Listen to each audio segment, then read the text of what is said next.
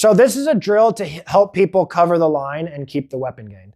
So the way it works is I'm going to be the enemy and he's going to be the player.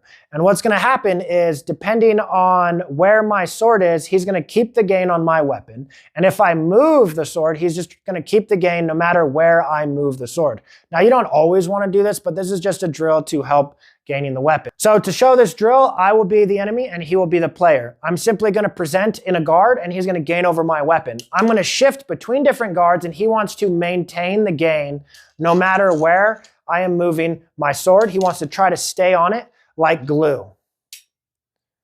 And he messed up there, which is completely okay. He would just regain the weapon.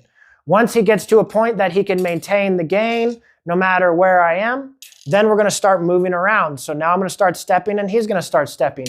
Now he wants to try to maintain the gain while we're stepping, and he doesn't want to let me get the gain.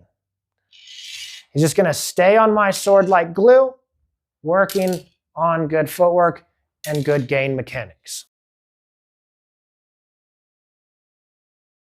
So I'm going to be the enemy and he's going to be the player, and he's just going to try to stay on my sword like glue or keeping the line covered. If we aren't touching, he's going to make sure the line is covered.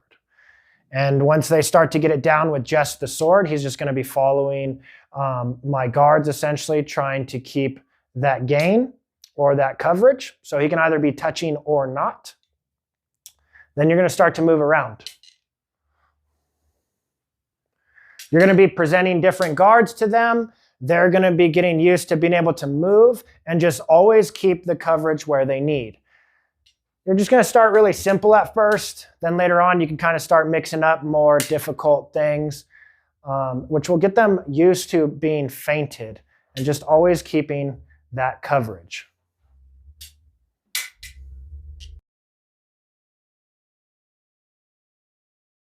I'm the enemy and he's the player. I'm going to be in different guards and he's going to keep my weapon gained or at the very least covered. And I'm going to be moving my weapon around and he's going to try to keep this gain and this coverage. He wants to keep his sword on mine like it's glue. At some point, I'm going to attack to make sure he has the line covered, and he shouldn't have to move very much or parry if the line is covered properly, and then he will riposte.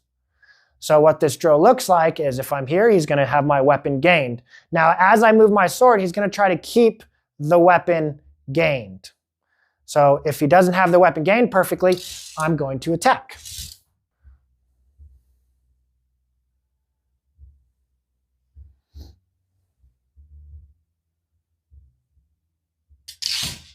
So see how he had to move there? That means he did not have a perfect gain.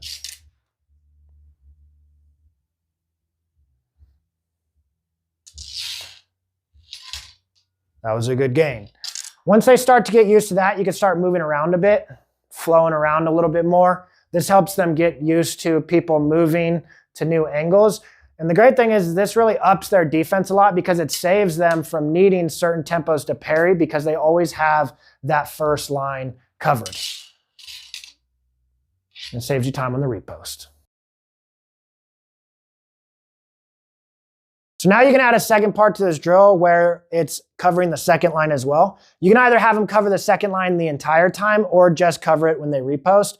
A lot of times the easy way to think about it is if the sword's low, the dagger's high. If the sword's high, the dagger's low.